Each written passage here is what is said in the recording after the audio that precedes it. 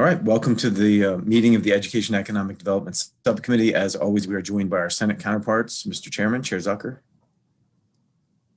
Thank you very much, Mr. Chairman. I would just remind everybody watching and participating today that senators and I'm sure delegates are going to be in and out for different bill hearings. So just be mindful of that. We're engaged. Just be mindful that people are heading in and out. And thank you, Mr. Chairman.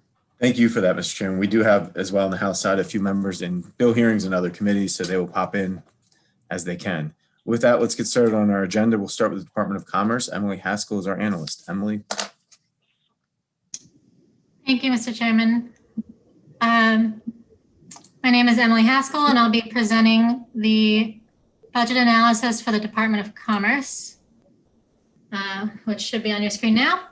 As you can see in the budget summary on page 1, Commerce's fiscal 2022 budget declines by nearly 60% to about $143 million, which is due primarily to COVID-19 relief funding provided by the department in fiscal 2021.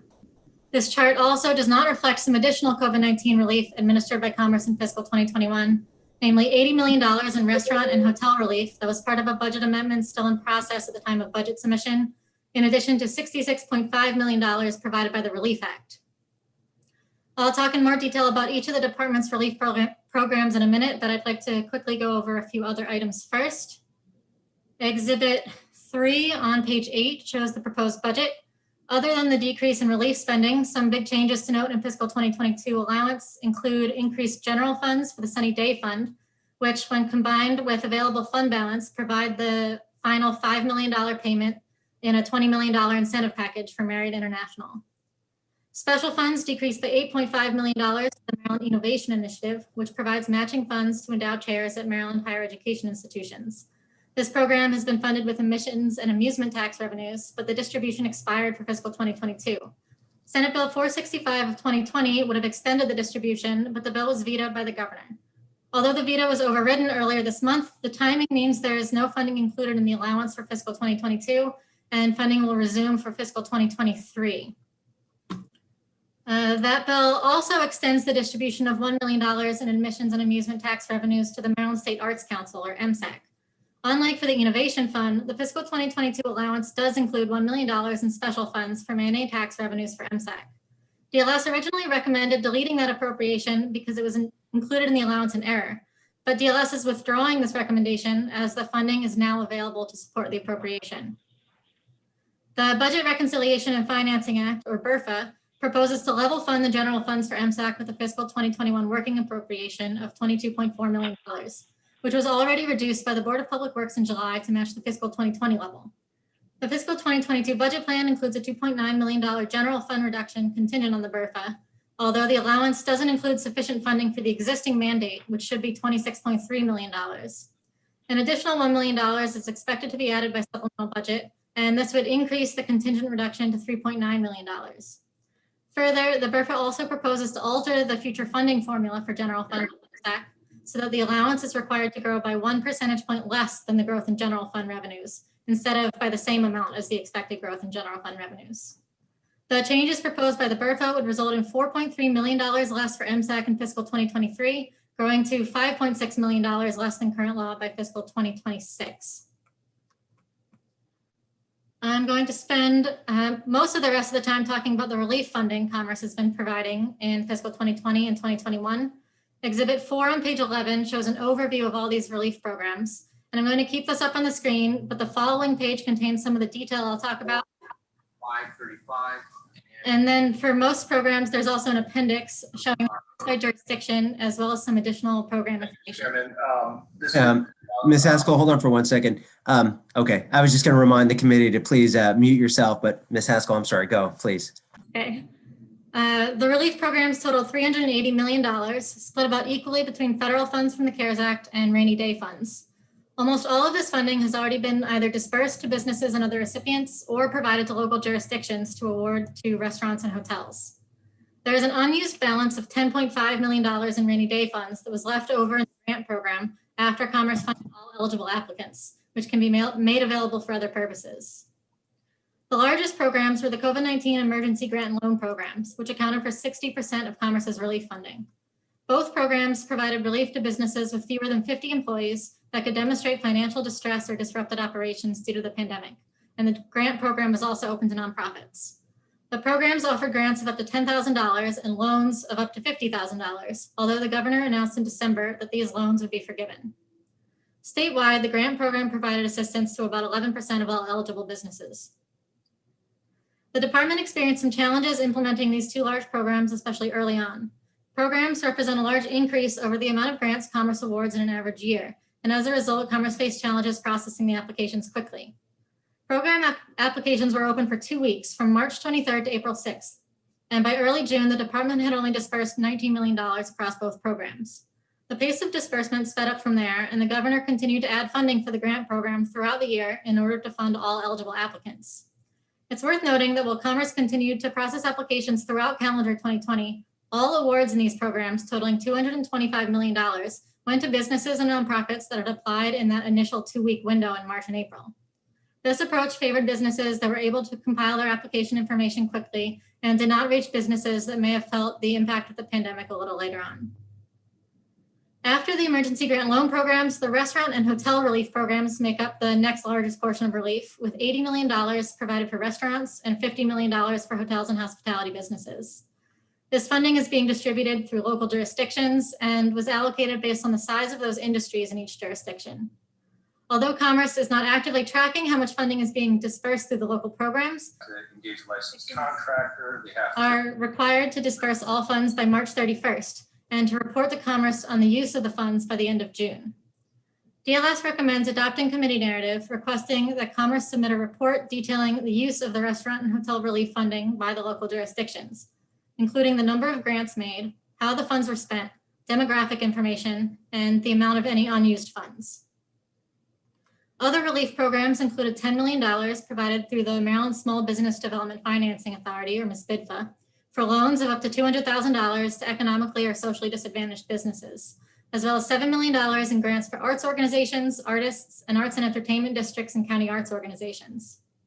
Commerce also awarded $4 million to manufacturing businesses to incentivize the production of PPE. 50% of these funds were dispersed at the time of award, with the remaining 50% to be provided upon proof of expenses. Commerce is still waiting on proof of expenses for $1.2 million of awards under the program. Lastly, Commerce provided $2 million to destination marketing organizations to promote local tourism in the state. Now I'm going to return to the bigger emergency grant and loan programs to talk a little bit more about program outcomes.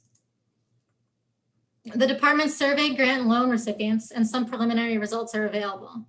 The initial results indicate that nearly 99% of recipients are still in business, while about 2/3 said the funding from Commerce helped them avoid layoffs. However, it's worth noting that at the time of these initial results, the survey had a response rate of about 47%, and businesses that did not respond may be more likely to be out of business.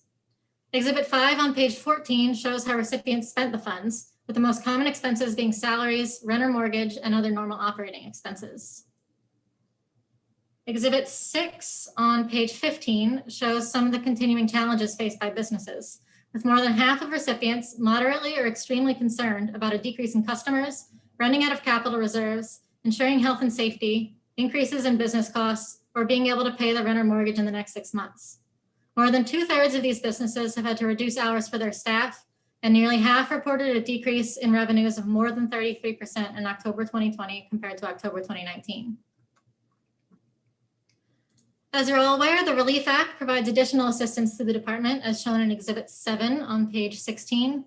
Funding is added for the existing restaurant, hotel, arts, and tourism relief programs, and new funding of $10 million is provided for grants to businesses that don't collect sales tax, $10 million for the Small Minority and Women-Owned Businesses account, $8 million to assist shuttle bus operators and local transit systems, and $500,000 for businesses to set up online sales or offer telework opportunities. Finally, in addition to the relief provided through Commerce's programs, many businesses also sought federal and local assistance. The Federal Paycheck Protection Program, or PPP, provided more than $10 billion in loans to Maryland businesses that could be forgiven under certain circumstances.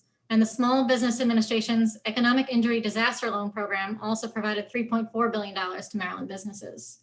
These totals are from earlier rounds of funding and don't include additional assistance that Maryland businesses may have received following the replenishment of these programs from the December federal stimulus package.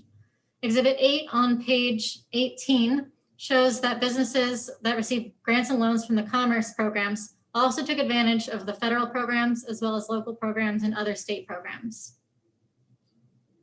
In conclusion, page 19 recaps the DLS recommendations, which are the request for a report on the restaurant and hotel relief programs, including the additional funds for these programs provided through the Relief Act. DLS is withdrawing the other recommendation for the elimination of $1 million in special funds from the Maryland State Arts Council. With that, I'd be happy to take any questions. Okay, thank you, Ms. Haskell, for an outstanding analysis. We appreciate it as always. Are there any questions for our analyst?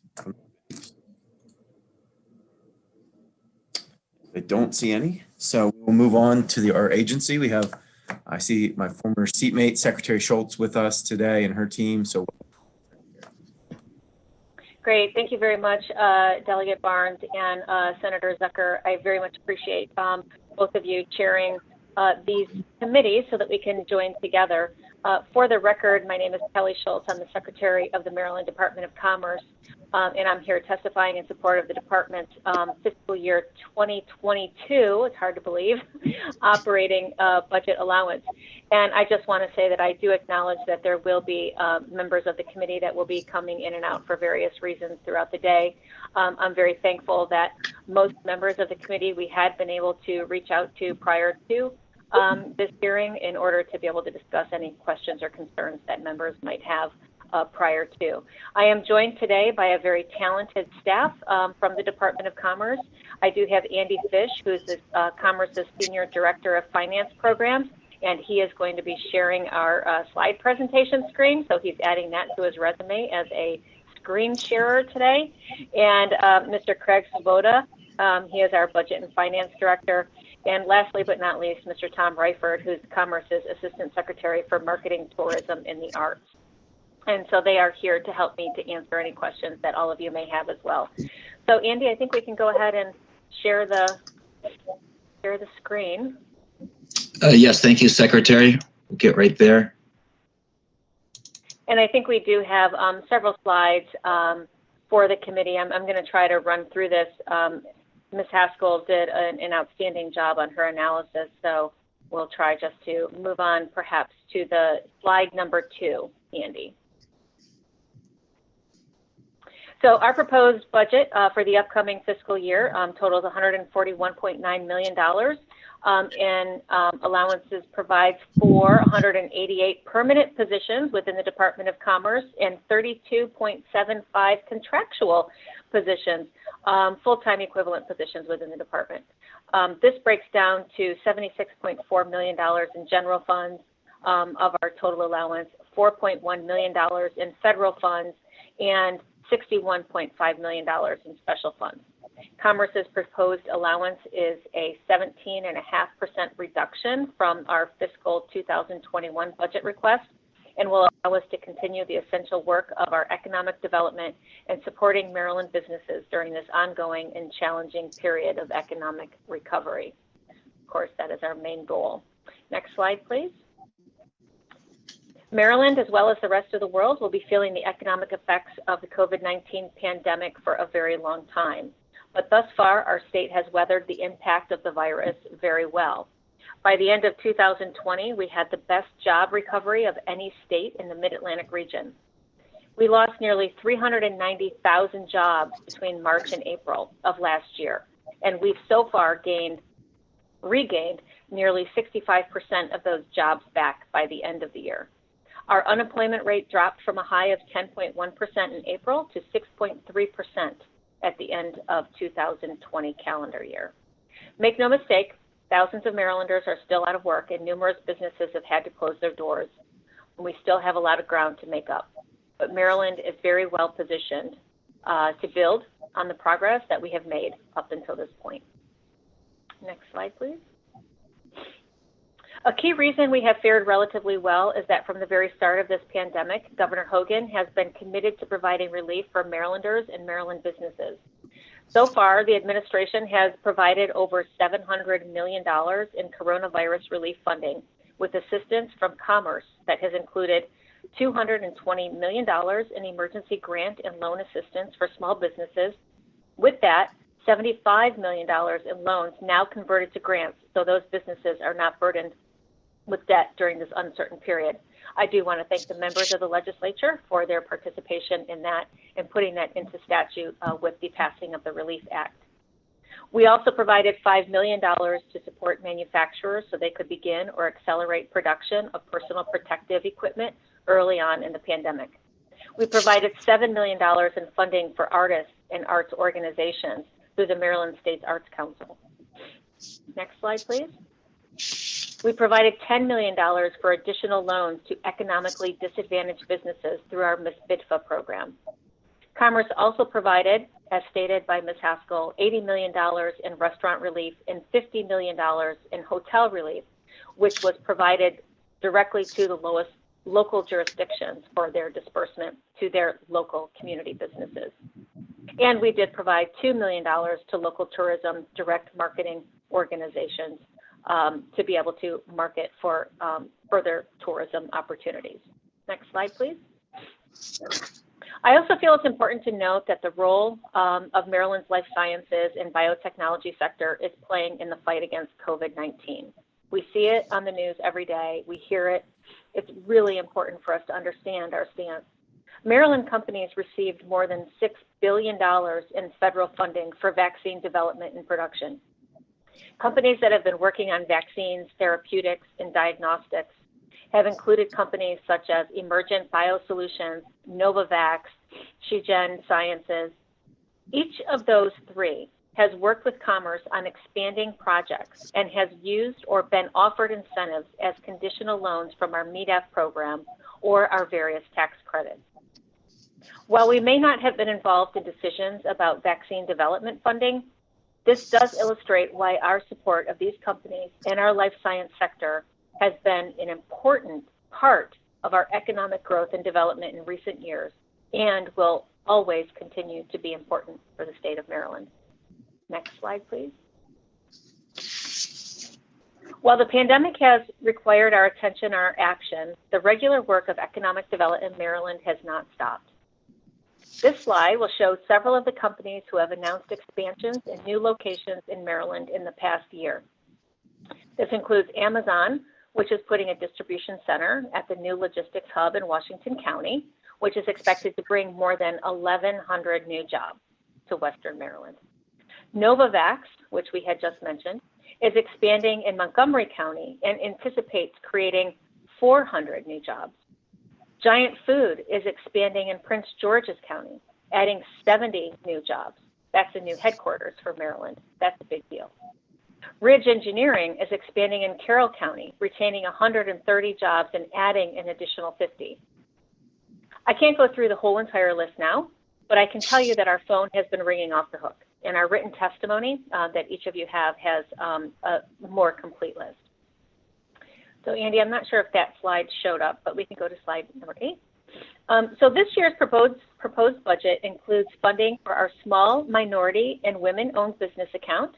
And some of us very knowingly refer to that as the VLT program because the funding comes from the VLT funds with our casinos.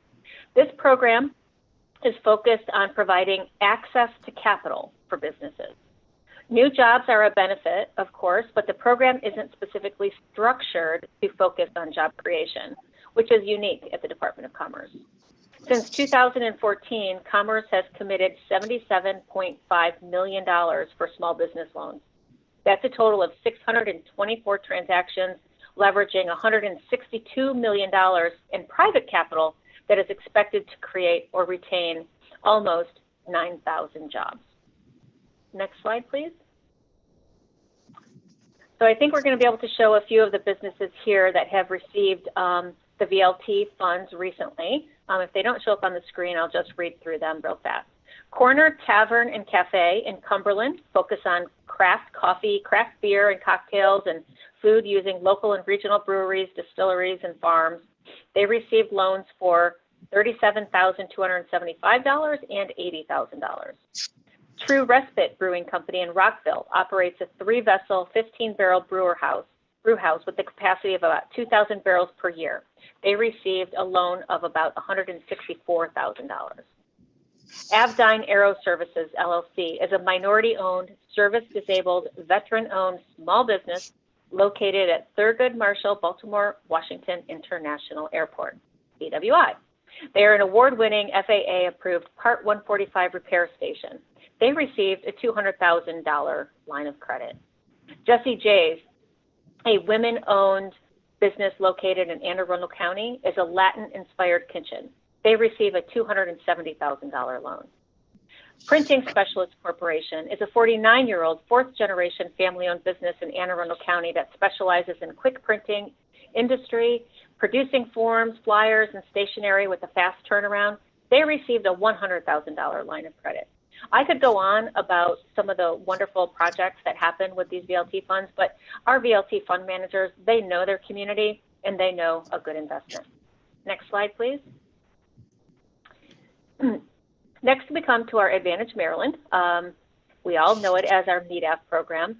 As a quick refresher, this really is our workhorse program. This provides conditional loans, grants, and investments for expansion and attraction projects with significant job creation and capital investment. Recent examples include Alderson Loop in Carroll County, Paul Frederick Men's Style in Baltimore County, Booz Allen Hamilton Corporation in Montgomery County, Blair Materials in Washington County. Next slide, please. Our fiscal year 2022 allowance includes $18 million in total funds for the MeetApp program. The current pipeline includes 53 transactions. That's $34.3 million in state funds, which are expected to spur more than $1.2 billion in private investment. This represents over 20,500 new or retained jobs. This is significant workhorse, like I said, for the department and for the state. So on the next slide, there's a map that shows the concentration of the MeetApp projects around the state over the course of the past 11 years. This includes all MeetApp capabilities, including brownfield redevelopment and daycare lending, as well as business attraction and retention activities. And you all have this slide, so happy to move this forward if you'd like. Next slide, please. I want to say a few words about our tax credit programs. We have 3 budgeted tax credits. The Biotechnology Investment Incentive Tax Credit, we call it BITSI, the Cybersecurity Investment Incentive Tax Credit, or CITSI, and the More Jobs for Marylanders program, which is an incentive for manufacturers to create new jobs. This table here, it shows the proposed funding for each one of these programs this year, and this includes general funds and special funds. And I just wanted to make sure that everybody knew that there are no increases at this point in time this year. There are 2 bills in that we have that are looking to address some of the efficiency and effectiveness of some of these tax credits that have gone through the Senate at this point in time, and they're on their way to the House. Next slide, please. We then have 10 non-budgeted tax credits, and you can see those on this table. And the reason that I put this here is because I know that some folks have not been on one of the budget committees in either the House or the Senate before, and I think that this is a really important distinction. Most of these have statutory caps, and but 3 of them do not. And this table really helps to identify what is identified in our budget and our allocation and what is part of the ongoing revenue stream for the state. I also want to note that we have some departmental bills, like I had said, with BITSI, CITSI, and the Job Creation Tax Credit, and the Research and Development Tax Credit. So, for example, you'll see on here we have the Hire Our Veterans program for $500,000. We do have a bill in to that will impact that because it has been very underutilized, and rolling that veteran attraction program into our Job Creation Tax Credit so that we can assist businesses in hiring more veterans and getting that credit for that. Next slide, please. The PWQ program was revived in 2018 and provides grants for incumbent worker training in manufacturers and tech companies. In fiscal year 20, Commerce approved 14 training grants for a total of almost $275,000 and settled 13 grants for around $375,000. These grants are projected to support training for almost 250 employees, which we consider to be very timely. We did see a decline in usage this past fiscal year, which I'm certain, like many things, we can attribute to the pandemic, but interest has picked up in the last several months. We have a bill in this year that will expand the scope of the program so that companies who need to train new employees, not just existing ones, can also apply for this grant, which is unique because the Department of Labor, their federal funds, does not allow them to train new employees in this way, only additional employees. And so they're very supportive of this bill as well. Next slide, please. I'm just going to go through the rest of this pretty quickly. Our Office of International Investment and Trade, we awarded 63 Export Maryland grants. Obviously, our international office has had a slower than usual year with the decrease in the ability to travel, but the interest to be able to expand globally still exists. Next slide, please. In fiscal year 2020, we engaged 731 international companies. We think that's great. We think that it's only going to expand and move forward, especially in those areas of high tech and healthcare with the resources that we do have in the state of Maryland. Next slide, please. Tourism is a big deal in Maryland. Obviously, they have been the hardest hit industry in the state of Maryland. We do recognize that. We're looking to get them back where they need to be. Usually the tourism industry is one of the strongest industry sectors and generates about $2.6 billion annually in state and local taxes. This saves, just so that you know, our investment, it saves each and every Maryland taxpayer about almost $1,200 per year in taxes because of the revenues that are generated from there. But our team has been working hard during the course of the past year to develop our Open Roads campaign with our county partners. Obviously, a lot of outdoor recognition and activities across our scenic byways. Next slide, please. The supporting the arts has been key at the Department of Commerce. We understand that during this period of time, during the pandemic and beyond, communities needed something, really to latch on to, and the arts and the arts organizations has been something that I'm really proud of our Arts Council for being able to do what they have done. As I noted, we had provided at the department $7 million in emergency relief for artists and arts organizations. That's approximately 800 grants, totaling almost $19 million to organizations and individuals and communities across Maryland. So really excited about that. In fiscal year 2019, the Arts Council grantees had a $1.1 billion total economic impact. They supported over 11,000 jobs and generated over $45 million in state and local tax revenue. It's really important to be able to make sure that we can continue to foster this community. Next slide, please. So just want to talk a little bit about our Maryland Marketing Partnership very quickly. That is our public-private partnership, which we're very proud of, and we do have corporate partners for that. This is the entity that manages our Open for Business campaign. It reaches over 100 million people each year, and it's quadrupled the number of businesses visiting the open.maryland.gov website to learn about doing business in Maryland, and really doubled our social networking audience. So it's a very, very successful program. We've added on to it a little bit this year, taking in entrepreneurs and small businesses and giving them their own special status so that they can buy in at a lower rate in order to be able to highlight Maryland's entrepreneurial spirit. And so I'm just going to go to the next slide and just close with, obviously able to take any questions, but I don't want to end this without really giving credit to Ms. Haskell and the Department of Legislative Services. When she had given us her 2 recommendations moving forward, we worked with her on both of them. Obviously, we do concur with her first recommendation, and then the recommendation having to do with the $1 million for the Maryland State Arts Council.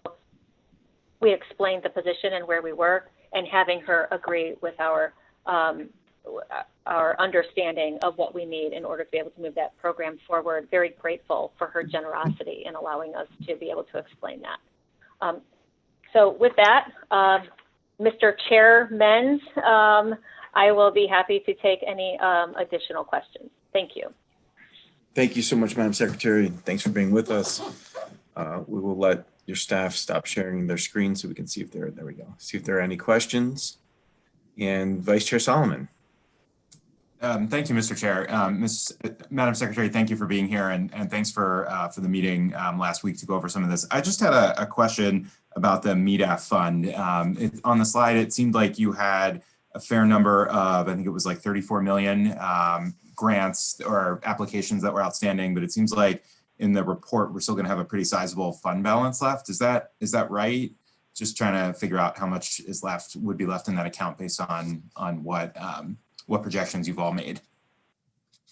Right. So the projection that we have for the upcoming fiscal year, Delegate, and thank you for the question, and I can have Andy Fish correct me if I'm wrong on this, but we have proposals that are out to several entities, to several businesses that we have the projection and the need for those funds to be allotted to us this year in order to be able to follow through on those specifically. Okay, great. Andy, did you want to, I'm sorry, I didn't know if Andy wanted to just expand on that.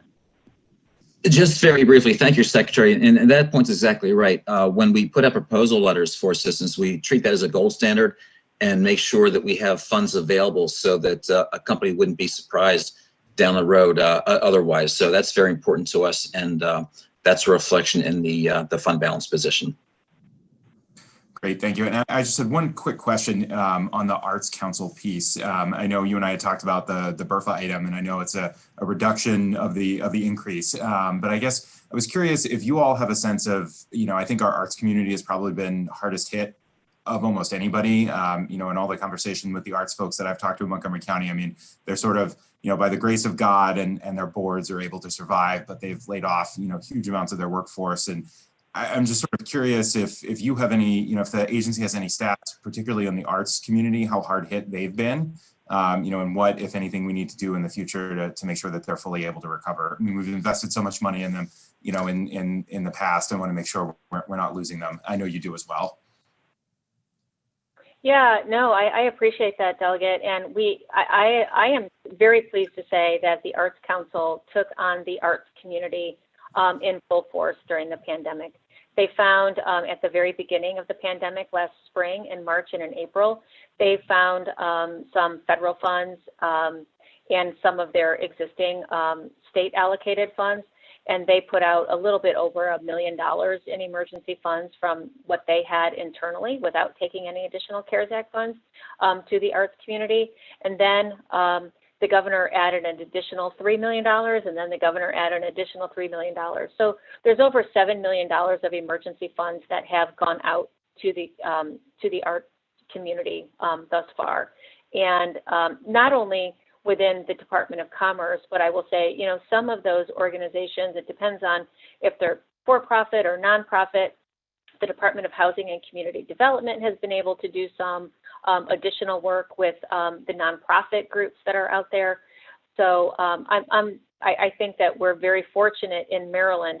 As a matter of fact, we have our Arts Council executive director being reached out to by multiple states looking to see the best practices that we have developed here in the state of Maryland in order to be able to give that assistance.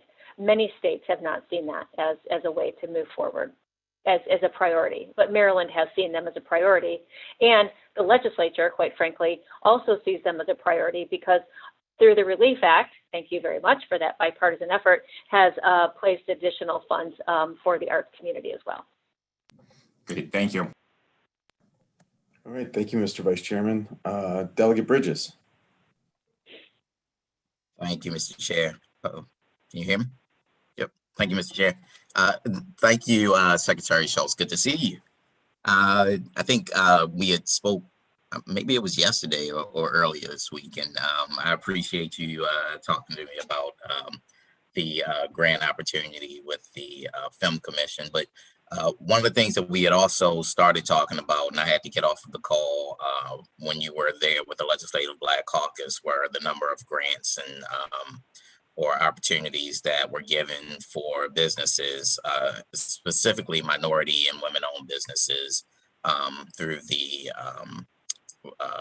loan opportunity, the loan and grant opportunity that you had for COVID relief. And I don't think that I got a good understanding of the ratio of numbers of minority and Black-owned businesses that were actually receiving those grants or loans versus others that were getting it.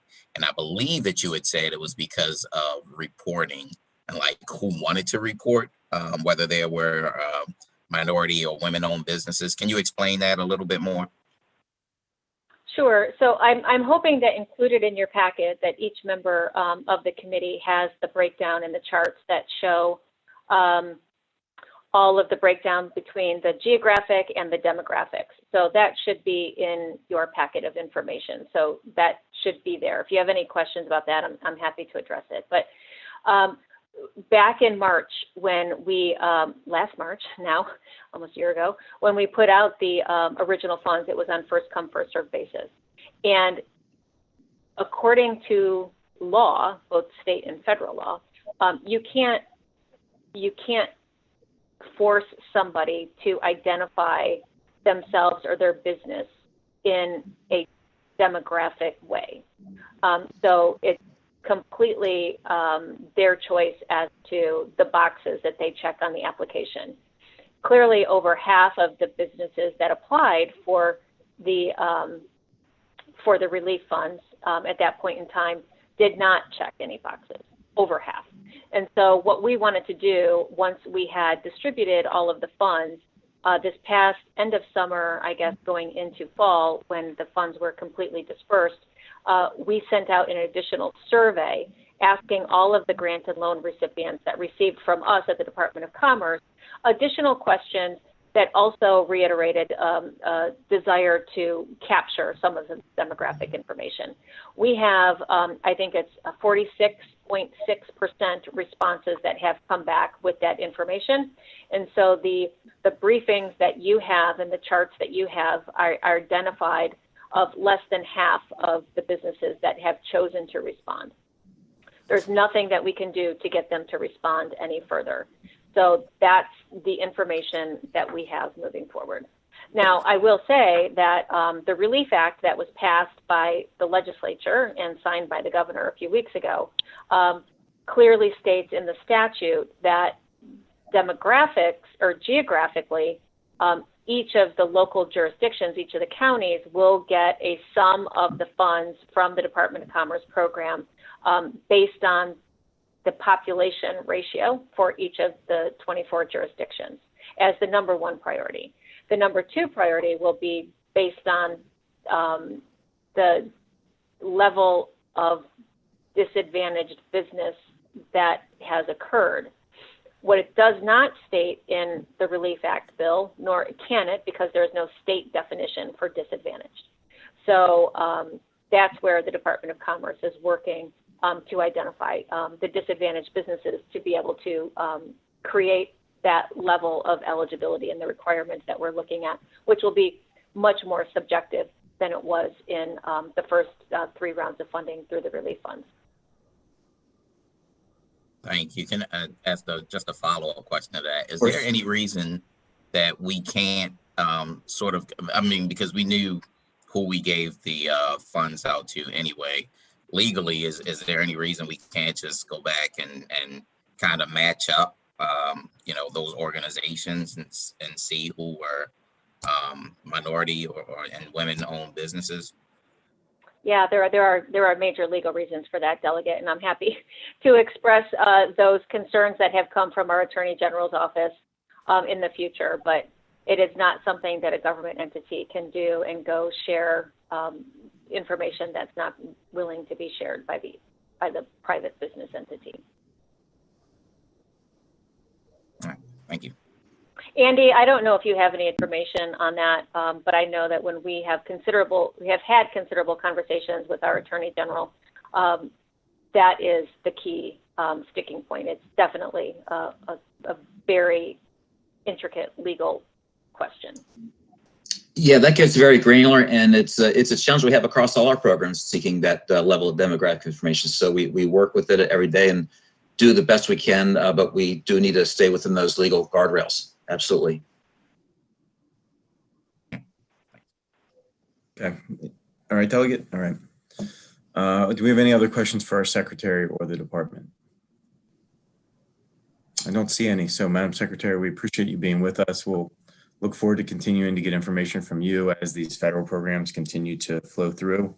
Hopefully continue to get updates as to who's getting it and who's not, because it is important to these subcommittees. I appreciate that very much. Thank you to all of you for giving us the time today. Very much appreciated. Okay, thank you so much. Mr. Chair, I'll turn it over to you for the next agency. Mr. Chairman, we have some witnesses that signed up.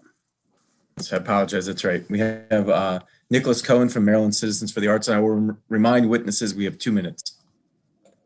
Thank you very much, respective chairs and vice chairs and members of the committees. My name is Nicholas Cohen. I'm the Executive Director of Maryland Citizens for the Arts, and we're the nonprofit organization that serves as a statewide advocacy group for public investment in the arts. First, I'd like to thank the members of these two committees for your continued support of the arts in Maryland and your belief in the incredible impact it has, not only on our state's economy, but as a generator of public good and human value. I'd also like to acknowledge the Maryland State Arts Council and its staff for their incredible efforts in granting $7 million in emergency funds since the start of the pandemic. And I'd like to thank the General Assembly for the additional $5 million in emergency grants provided in the Relief Act signed a few weeks ago. This critical support will help hundreds of distressed arts organizations and artists. I'm here today to provide a voice for thousands of really concerned arts constituents. To that end, I respectfully ask that lawmakers reject the governor's proposal that asks for a $2.9 million reduction to the Maryland State Arts Council's fiscal year 22 budget. Additionally, with the proposed alteration of the Arts Council's funding formula found in the BRFA, the funding cut for the State Arts Council would reach at least $5.6 million by fiscal year 26. This would be a devastating blow to the arts and potentially lead to massive layoffs, closures, and a prolonged and stifled recovery. Much as the hospitality and restaurant sectors have been suffering massive losses due to COVID-19, arts organizations and artists have also been financially decimated across the state due to the closure of almost all arts-related activities since March. The economic challenges suffered from this once-in-a-generation pandemic have been significant and widespread. In a recent study produced by Maryland Citizens for the Arts that utilizes data from the State Arts Council, the arts sector's total economic loss in fiscal year 20, which ended in June, so that's just 4 months of the pandemic, that loss was over $135 million. And it also caused the industry to suffer a forced loss of over 21,000 arts-related jobs. Many of these jobs included contractually hired artists and creative workers. The arts industry has never before seen such a massive economic decline, and this downturn is significantly more extensive and incredibly more devastating than the Great Recession in 2008. I can't stress that enough. All told, these figures project a story of long-term financial challenges to the sector and a recovery that necessitates continued and increased investment that will help the arts sector not only get back on its feet, but regain its status as one of the strongest economic sectors in our state. Now is not the time for disinvestment. Instead, at this moment, more than ever, I ask that we support the arts in our society, and we simply can't allow the arts industry to suffer any more than is absolutely necessary. And again, I ask the committee, please fully fund the Maryland State Arts Council at $27.3 million, which includes the $1 million transfer of this special fund. Thank you very much. Thank you very much. Any questions for Mr. Cohen? Mr. Chairman, I would just say to Mr. Cohen that we have no intent to, neither subcommittee has any intent to cut the arts. We're here to provide relief and recovery. Yep, I will echo you. that. I can sleep at night. I appreciate it. And thanks for all the work you do and for our state. We appreciate you. Thank you for being with us. We have Barbara Ash. Hello. Thank you. Thank you so much, Chairs Zucker and Barnes and members of the Budget Subcommittee. My name is Barbara Ash, and I am the National Director of the Veteran Institute for Procurement, and as we like to call it, VIP. I would first like to thank you for your support for the VIP program that has resulted in service disabled and veteran-owned businesses from every corner of Maryland and the US being able to accelerate their business success in the federal market, which is a key business sector for our state, given the significant presence of the federal government. Because of your support, there are now almost 500 VIP graduates from the state of Maryland, and there's another 67 that are waiting in the queue, wanting to participate. Your continued support will determine whether they have that opportunity. And although the cut in our funding was difficult, we appreciate that there were no further cuts, especially as the VIP program remains up and running and training our vets to win. And speaking of wins, VIP has had measurable impacts for our state and the veterans it serves. The outcomes are impressive by any measure, and it is still the only program of its kind in the nation. On average, graduates grow 60% 1 year after graduation and 259% after 2 years. And 85% are still in business 10 years later. You will meet one of our Maryland grads today, Garland Williamson, president of Information Control Systems Corporation in Baltimore.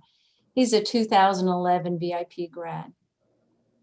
And for comparison, the US SBA statistics show that small businesses on a national average, only about a third make it past 10 years. And again, VIP, 85% are still in business. Being able to grow and sustain a business is particularly challenging, and it is more important than ever that we give them the tools, given the many recent challenges that they have faced, from sequestration, government shutdowns, global pandemic, severe weather, cybersecurity threats, and disruptions in the supply chain.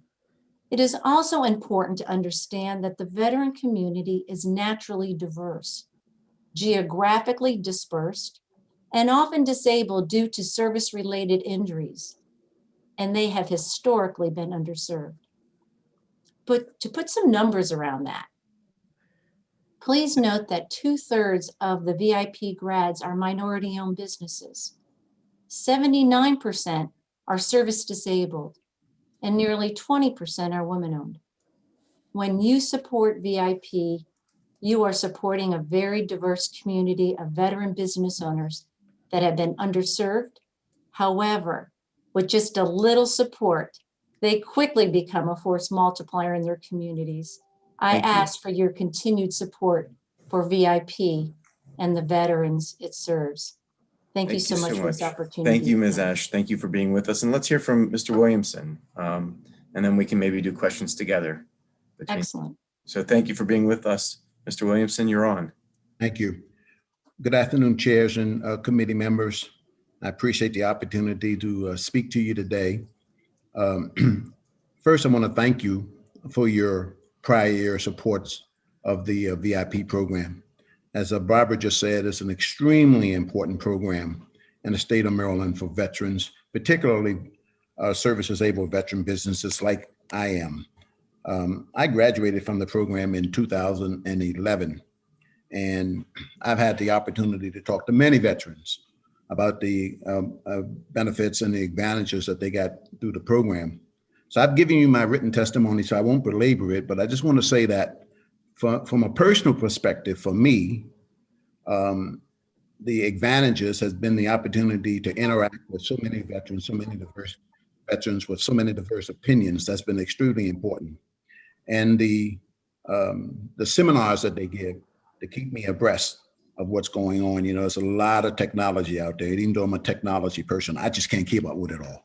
And so Barbara has done a really good job of figuring out how to get the kind of information we need in front of us to continue to make our businesses grow and prosper and help Maryland stay a strong economy.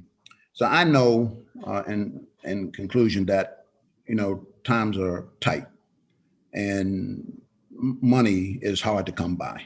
And over the years, I've been involved in many, many state committees, task forces, and boards.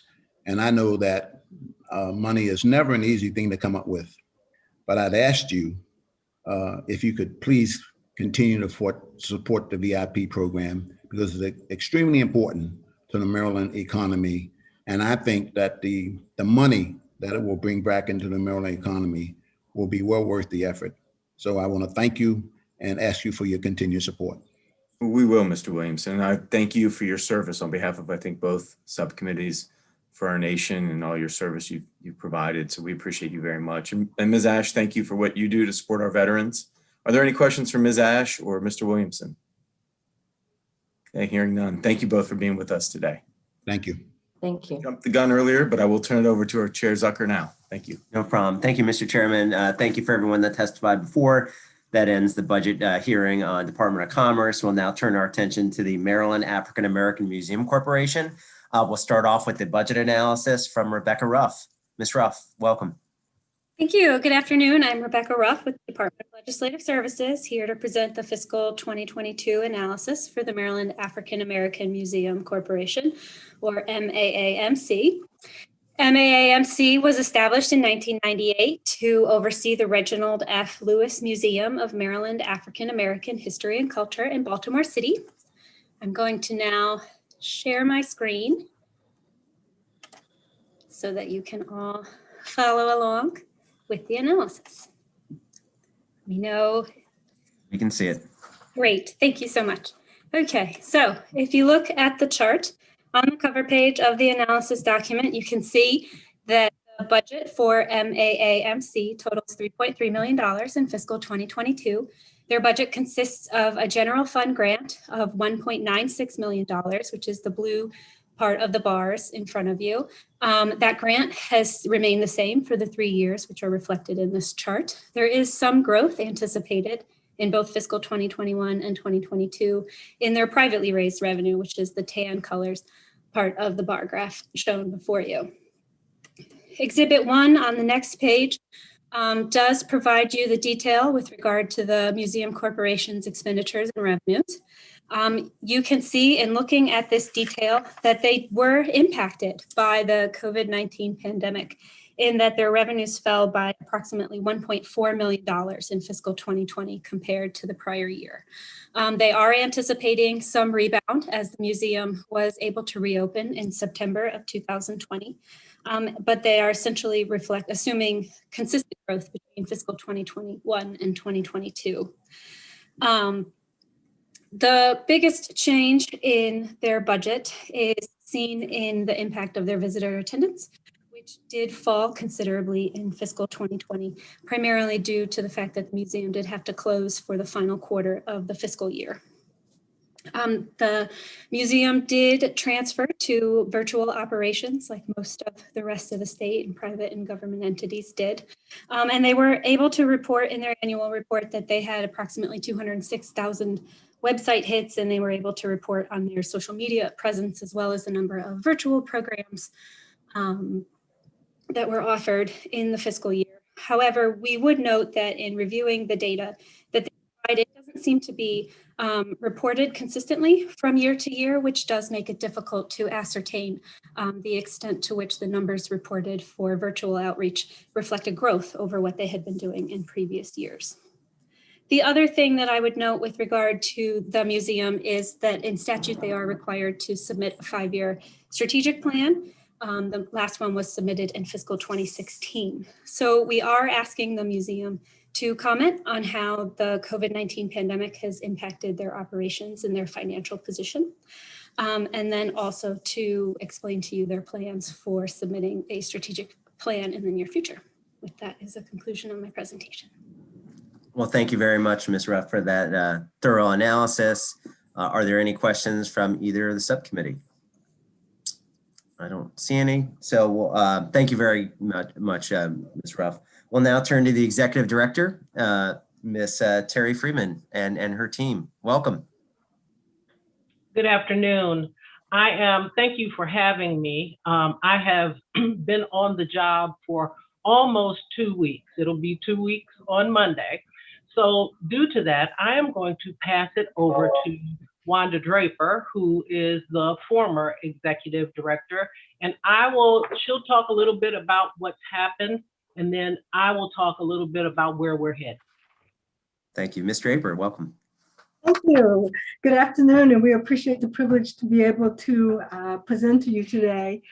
As you know, that the museum was established in 2005, and we have a longstanding relationship as a Smithsonian affiliate. And we have more than 11,000 objects and artifacts. And our collection spans over 400 years of Maryland African-American history in our 82,000 square foot facility. And certainly none of us could have imagined that a global pandemic would bring the whole world to a sudden halt, but that's exactly what happened. So the museum closed on March 13th, according to the governor's order, and we were able to reopen socially distanced and safely on September 10th. Prior to the pandemic, the museum was on track to meet our match for state funding. But once we closed, we lost a full quarter of revenue from our admissions, retail sales, paid programming, and our event rentals. The pandemic also had an effect on the capital markets, which resulted in unrealized investment losses in our endowment. During the first 3 quarters of FY20, our operation was showing steady improvement. As we approach the end of the 5-year plan, the board and staff are planning to engage in a new strategic plan that will take the museum through its 25th anniversary. And Terry Freeman, our new executive director, will manage that process. Overall, our attendance for the fiscal year was down 20%, and 50%, and we have continued to work with our corporate donors and supporters. In spite of the pandemic, we did have a number of highlights for the year. We continued our successful Maryland Collect series with Elizabeth Catlett exhibit.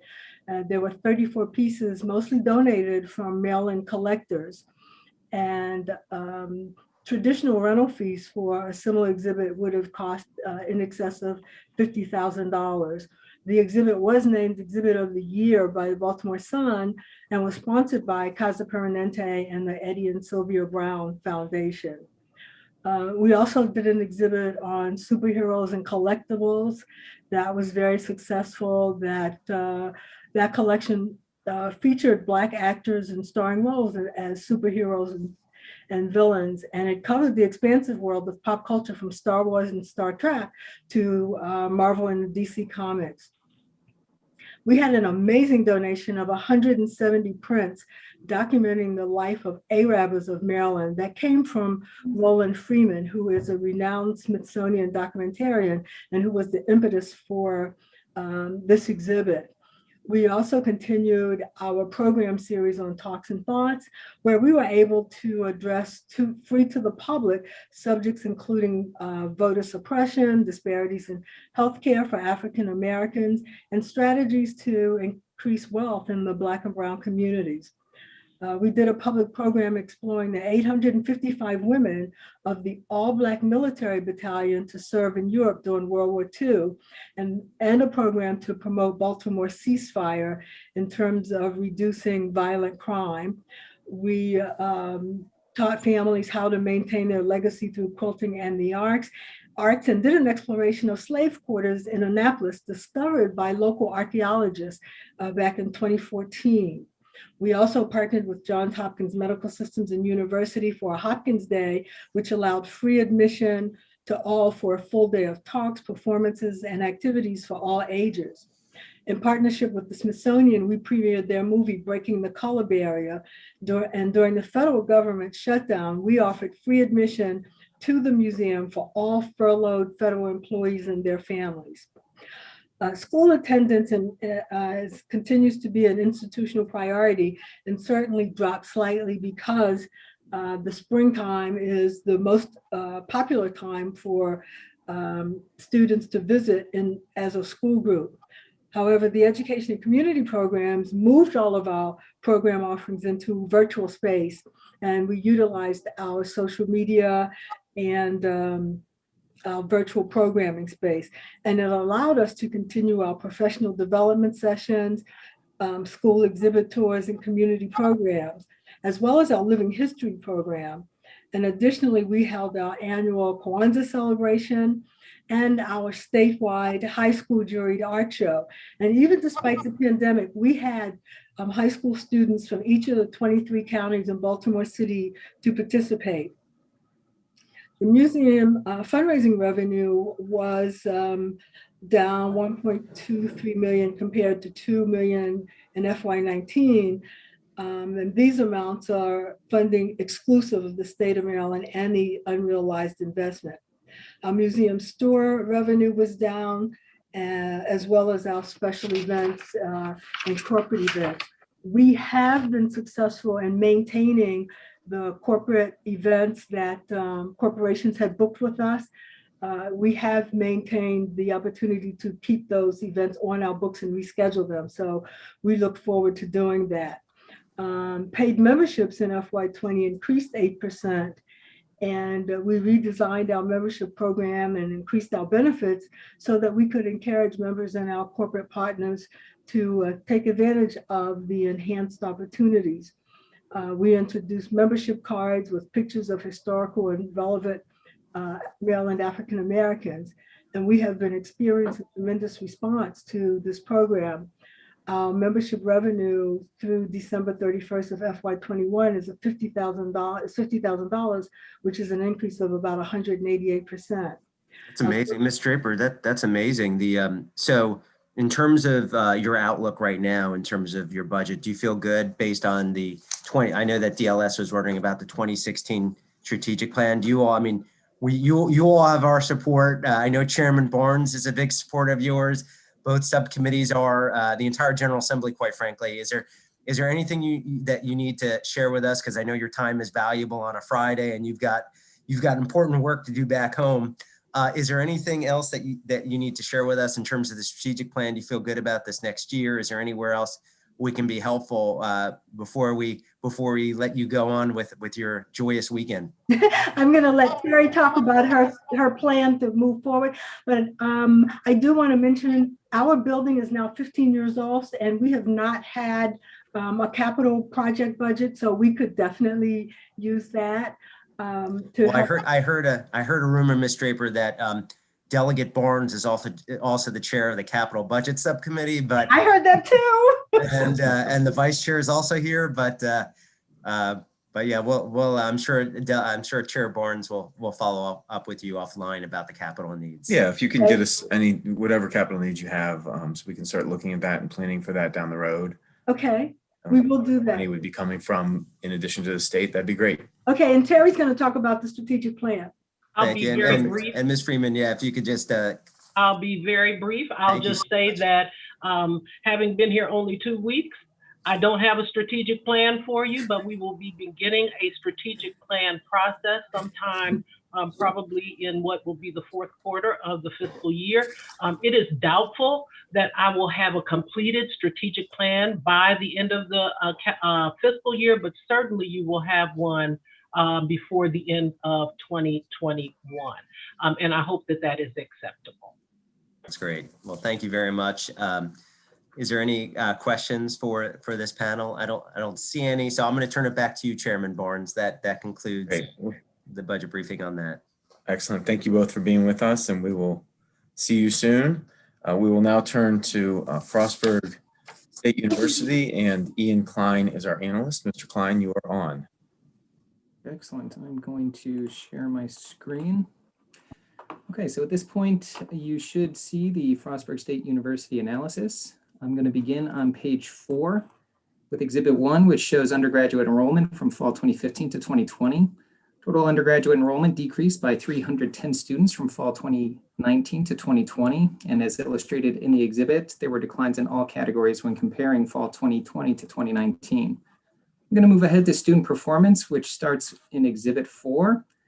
On page 7, this provides the second and third year retention rates for first-time full-time students. The second year retention rate fell by over 3% for the 2018 cohort when compared to 2017.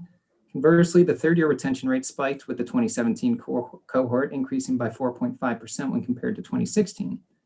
Exhibit 5 on page 8 provides the 4- and 6-year graduation rates for first-time full-time students. As shown in the exhibit, the 4-year graduation rate has been generally increasing from the 2006 to 2015 cohorts. The 6-year graduation rate has also steadily increased, with the 6-year rate increasing by 4% from the 2010 to 2013 cohorts. Moving to the financial impact that the COVID-19 pandemic had on the institution. To ensure the safety of its students and personnel, in March, Frostburg pivoted to an online learning model. Refunds were provided to students who had made payments for room and board, and with no students on campus, there was a corresponding loss of auxiliary revenue. Exhibit 10 on page 13 provides the fiscal 2020 shortfall, which totaled $5.8 million.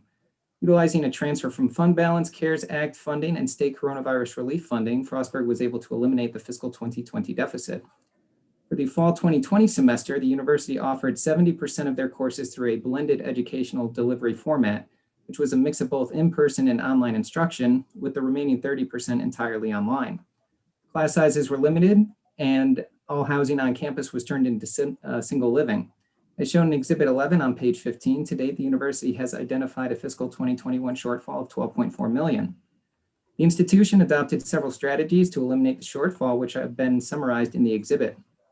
It should be noted that by utilizing CAA funding, Frostburg was able to eliminate salary reductions that were adopted by employees representing the Fraternal Order of Police and American Federation of State, County, and Municipal Employees. The proposed budget is found in Exhibit 12 on page 16, which includes deficiencies for $1 million in general funds for COVID-19 related expenditures, $1.1 million in reimbursable funding for public safety personnel as a result of the pandemic, and $0.4 million in special funds for a capital maintenance project. Total state funds will decrease by $1.4 million or 3.1% relative to the fiscal 2021 adjusted budget. This funding amount also does not include the CAA funding found at the bottom of the chart. Institutions will have until September 2022 to expend these funds, so this funding may roll over into fiscal 2023. As previously mentioned, Frostburg has already utilized $0.9 million of the CAA funding to eliminate salary reductions, leaving $3.6 million in institutional CAA funding that must be spent by September 2022. Moving to the issues, which begin on page 20 and run through page 21. The one issue discussed involves the university's shift to remote learning as a result of the COVID-19 pandemic. On these pages, the university provided a host of answers concerning transitioning to remote delivery of academic instruction in the spring, ensuring the quality of courses provided, providing student services remotely, as well as overall challenges and lessons learned that were applied to the fall semester. The president should comment on efforts to provide mental health services remotely and if there has been an increase in demand. The president should also comment on how the shift to providing courses and services online provided new opportunities to the university and what impact that will have on the university's future business model. The DLS operating budget recommended action is found on page 22, and that is to see the University System of Maryland overview for system-wide recommendations. That I conclude my presentation and would be happy to answer questions. Okay, thank you, Mr. Klein, for the wonderful analysis as always. Are there questions for the analyst? Don't see any, so thank you so much. We will turn to our agency, Frostburg State University. We have our president with us, and I will just advise everyone that the House is back on the floor in about 15 minutes, so we can get right to sort of the high points and responses to any analyst questions. That would be great. Mr. President. Good afternoon. Thank you, Delegate Barnes and Senator Zucker and committee members. And I will keep my comments to approximately 4 minutes to keep you on schedule. Thank you for the opportunity to address both committees regarding Frostburg State University, and also thank you for your continuing support for the university. Second, I want to thank the governor for his commitment to higher education, University System of Maryland, and Frostburg State University. And I ask that you support the governor's budget with regard to higher education. And third, I want to thank our legislative analyst, Ian Klein, for working with us to make this testimony, I hope, helpful and informative. I'm going to comment on 3 areas that are referred to in our written testimony: the response to the COVID-19 pandemic, our commitment to students succeeding and graduating, and our efforts to address workforce demands in the state. With regard to COVID-19, analyst Klein did a very nice job of talking about the steps we took to address the pandemic. I will share that we have several successes. First, no cases of the virus have been traced to any classroom, athletic event, or dining facility during the period of time we've been operating. We have been operating as a residential campus this entire year. Our students performed academically as well, if not a bit better, in fall 2020 relative to fall 2019, when we look at grade performance as well as students returning from fall to spring. And recognizing the different needs of our student population, we gave students the option to be either on campus in a residential setting or completely online. And federal aid, as analyst clients point out, has significantly helped our students financially. Regarding student success, as you can see on page 5, although we are located in Western Maryland, we are truly a state institution with a significant portion of our student body and alumni coming from the I-270 and the I-95 corridors in Maryland. We continue to see an increase in Pell eligible and first-generation college-going students, which makes affordability and value important for us at Frostburg State. The improvements we've experienced recently in facilities have been extremely helpful. The first new residence hall in 40 years opened this fall, and you have it on our cover page of our report. This new hall, named Brownsville Hall, honors the African-American community that was displaced by growth of FSU in the middle of the 20th century. Our Education and Health Sciences building is under construction with a fall 2022 occupancy target. Pages 6 and 7 provide information regarding the workforce needs. We continue to see student and workforce demand in high-cost instructional fields, including health, computer science, engineering, and life sciences. One of our signature successes is our RN to BSN online program, which consistently enrolls over 400 working RNs annually. We continue to add and expand healthcare offerings. We're beginning our 3rd cohort of the Physician's Assistance Program at the USM Hagerstown Regional Center. Our online nurse practitioner program, which is available across the state, basically because it's online, has 2 areas of specialization and continues to grow. And we have plans to add a campus BSN program to coincide with building completion of our new Education and Health Sciences building. Also consistent with our historical mission, we received a $4 million grant from the Department of Education to support individuals with a bachelor's degree looking for a career change to enter the field of teaching. The attractive component of that program is a $30,000 a year stipend to support the students during their studies. The grant is in collaboration with Garrett County and Frederick County school districts. We've also recruited new industries to Western Maryland in our innovation park that furthers economic development in this region. I'm pleased to report that 2 companies that have moved here are minority-owned companies. We have 2 additional interested in energy and sustainability. We appreciate the support of the state, especially the Department of Commerce, in those efforts. With regard to responding to the questions posed by the Legislative Services, page 8 addresses those 2 questions. The first focuses on providing mental health services remotely. We have a contract with UPMC Western Maryland Hospital to provide our mental health services, and we are using telehealth to complement face-to-face counseling. We have seen telehealth to be effective. This generation of students are comfortable using telehealth in a different variety of methods.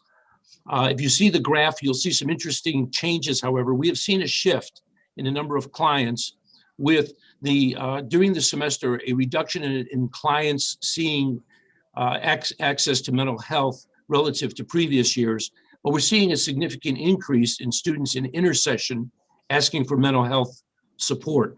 And that's consistent, we believe, with the fact that they can access remote mental health opportunities remotely. We will be continuing offering mental health services through telehealth after the pandemic is over. The other question centers on the impact of online technology for future opportunities in our business model. We were positioned well because we use online extensively during summer and winter intersessions because of our rural location. Greater need for synchronous interactions with instructor, with students, and students with students is something we see. We're using some of our federal aid to equip classrooms for synchronous work and more professional development for faculty that is utilizing better best practices, that is shorter videos and different assessment strategies than they typically would use in a face-to-face setting. And working with students, helping them stay on task and be responsive to task assignments. We're also expanding program offerings to adult populations that do not cannibalize our campus programming.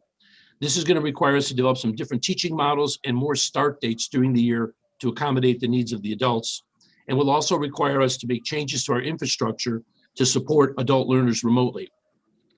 Once again, thank you for the opportunity to address you today. I'm joined by several members of my cabinet, and we'll be glad to answer any questions. Thank you. Well, thank you so much, Mr. President, for being with us. And I know on a personal note, we had a meeting and we had to cancel because we got held over in session. So make sure your staff gives you my cell phone. You're free to contact me anytime, and we'll make sure we reschedule that. So I do apologize. Delegate Solomon, Vice Chair Solomon has a question. Thank you, Mr. Chair, and Mr. President, it's good to see you again. Thanks for doing that Zoom earlier in the fall. It feels like ages ago. I had a question, and frankly, I know we're pressed for time, so I'm going to probably follow up with more in writing, but just concerned over some of the stuff that happened with the RA, and we were forwarded some of the emails that, between Fire and SPLC, and frankly, reading some of the exchanges in your, Office of Student Life and the way that, and I'm not making a characterization here with the direct emails, the way that they seem to be treating their RAs was disturbing, to say the least. So I don't know if you just want to comment on that. And like I said, I have some more specific follow-up questions that I can send to you, but was a little disturbed to see some of the emails that we were shared. I have my Vice President for Student Affairs here, Dr. Travis, who handles the RAs. Yeah. Good afternoon, gentlemen and gentlewomen. The information regarding the RAs was somewhat one-sided. There is a lot of information that we can't share with the general public, but again, the RA that did complain about their treatment with the COVID situation did not portray the situation accurately and fully. Basically, the RA wanted to know any and everybody on the floor that was infected with COVID. We are following Allegheny health policies. We're following CDC guidelines as far as notice. The other situation is the RA was not terminated and will not be terminated because they spoke out against the institution. I don't know if the information was sent to you, but I sent a letter out to each and every RA to indicate you have the freedom of expression. You also need to follow the protocol when you have concerns about what's happening on the campus. So there was a partial information. The RAs, a couple RAs wanted more information that we would be comfortable with sharing with them, but we have treated and regarded our RAs with respect, and we do not limit or we do not censor RAs. We do say there is a protocol. If there is something in your professional position that we need to address, we will address that immediately. I appreciate that. I think I'm glad to hear that. My concern was more with the way that some of your staff seem to react. Like I said, I know time is tight, so I'll follow up. Thank you. Glad to. Good. Yep. You guys can certainly follow up. Are there any other questions for the president or his team? Mr. Chairman, you see anything on your side? Let's see. No, I don't see any. I think, Mr. Chairman, we have one more witness signed up. Mr. President, is Liz Metcalf with your team, or is she? She's with our team. She's not. Yeah, she's with our team. She had a Frostburg address, so I thought so. Okay, good. Well, I think that wraps up our hearings for today. Any closing comments, Mr. Chairman? Thank you, Mr. Chair. All right, we're adjourned. Thank you.